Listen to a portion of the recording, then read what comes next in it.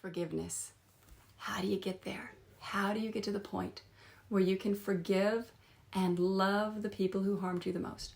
That is the focus of my next set of videos in healing past trauma and abuse through Christ.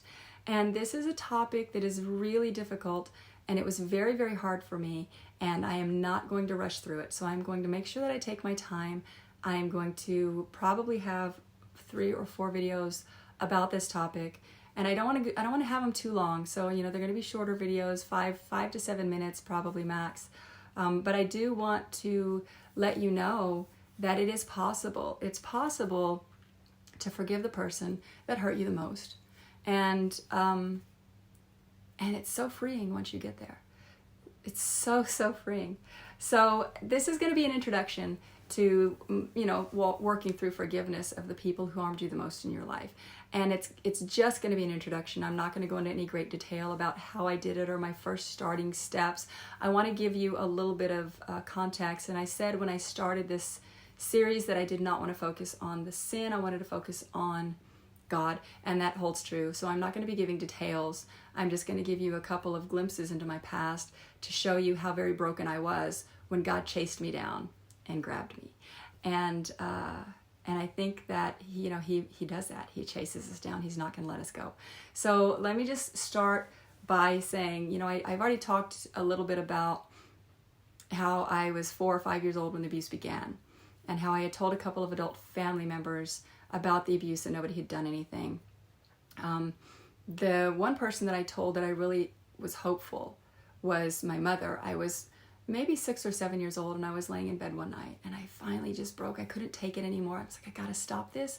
So I just told her, I'm like, this is what's happening. And I gave her details, details that no 6 or 7-year-old would have unless they had seen it or experienced it.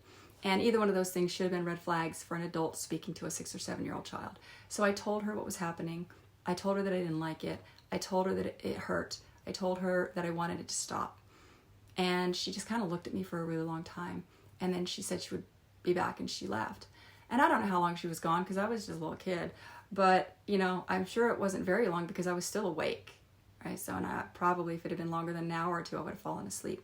But she came back in and she said, well, I hope you're happy. You have made your father cry. And that was not the reaction that I was hoping for. And my world shattered.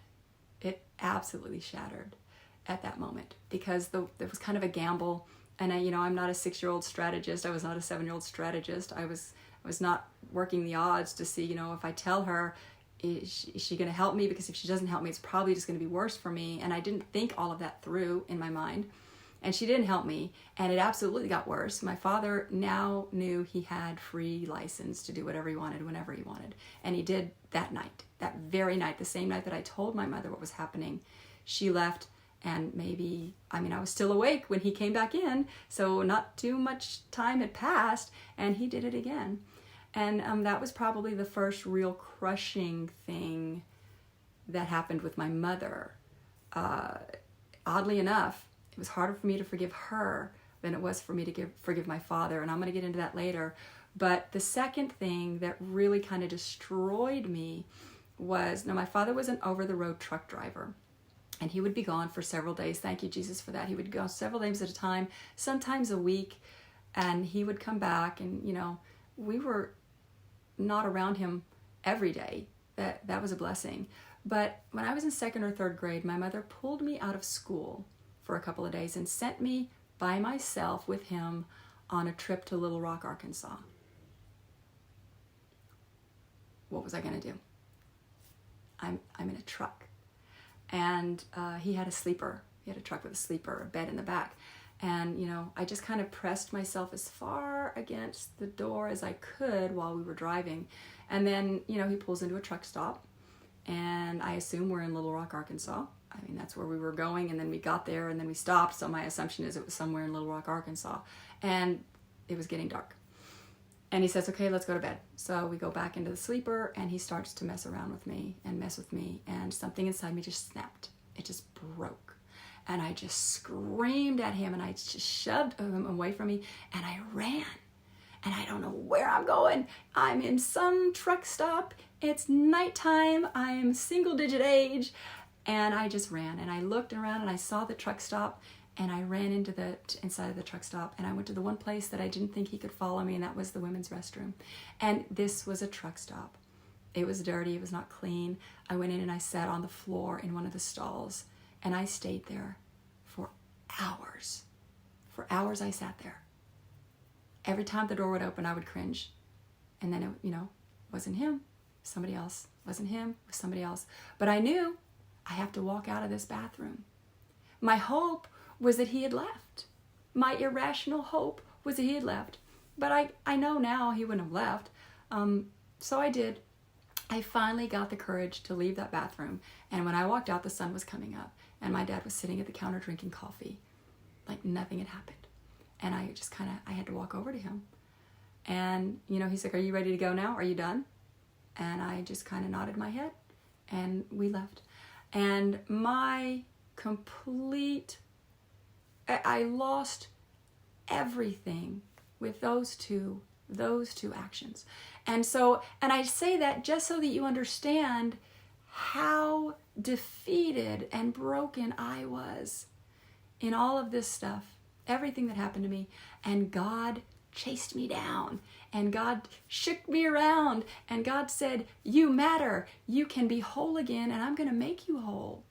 And not only that, not only did he make me whole, he helped me to forgive the woman that betrayed me, that sold me out to this man to do whatever he wanted to do with me. I forgave her, and I love her, and I wish good things for her. And that doesn't mean that I welcome her into my life, but that is a really freeing thing, to be able to let go of that anger and that bitterness and that rage and that grief, because you've lost something. I lost so much as a child, and God gave it all back to me. Everything I lost, he gave back to me, and he gave it back to me in spades. So this next series that I'm going to be doing on forgiveness, it's really important.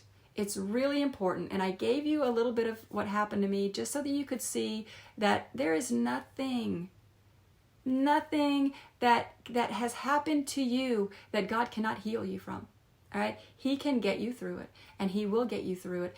And I'm not going to lie to you. It's hard. All right? It's not easy. It is exhausting. It is a long process, and it is painful. And there are days where you're going to just throw your hands up and be like, "I can't do it, God." And that's okay, because he knows you can't do it. So he's going to be there with you, helping you to do it. And that's the thing, you're not doing it alone. If you're trying to do it alone, you're going to fail. But you have God. You have God. And, I'm going to talk a lot about the forgiveness, the stages that I had to go through. But for this first video into the forgiveness stage, I just really wanted to kind of tell you that it doesn't matter what's happened to you. And yes, abuse turns you into the type of person that is easily discounted.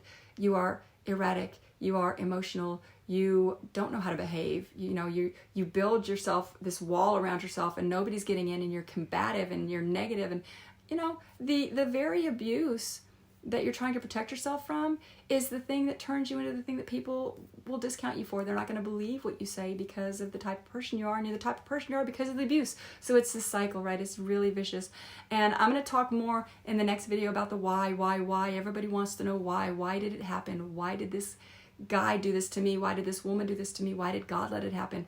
Well, that's a whole topic for another day. But for now, I just wanted to give you that introduction and let you know that as soon as I can, I'm going to continue with this video series, and I'm going to try to do one a week. So if I can do another one this week, I will, because this is such an important topic. But if I can't, it'll be next week for sure.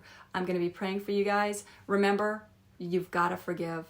You have got to forgive. You got to get rid of the bitterness. You got to get rid of the anger, and you've got to forgive people as Christ has forgiven you. And it's going to be so freeing when you do. I'm going to be praying for you. God bless you.